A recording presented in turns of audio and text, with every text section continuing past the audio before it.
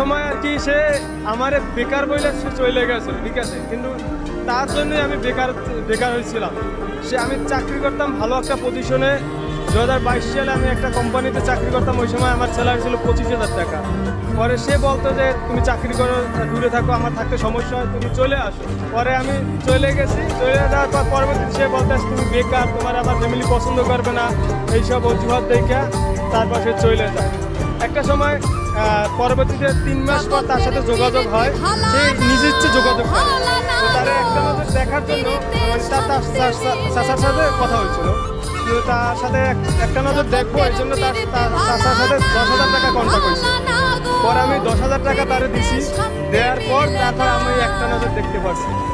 দেখার করার জন্য তার কাছে তারা টাকা দিতে হবে। 10,000 টাকা দিতে হয়েছে। যে কাকাই বলছে যে তুমি দেখছো আমার 10,000 টাকা দিতে হবে, তার তুমি দেখা করতে পারবে।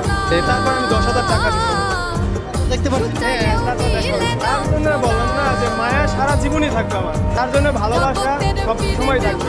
তার ওই যে জায়গাটা আর কখনো কেউ নিতে পারবে না। হয়তো আমার লাইফে বিয়ের বা অন্য একজন আসবে, ঠিক আছে, কিন্তু তার জায়গাটা ওই জায়গায় থাকবো, খালি থাকবো, ওই জায়গাটা কেউ পূরণ করতে পারবে না।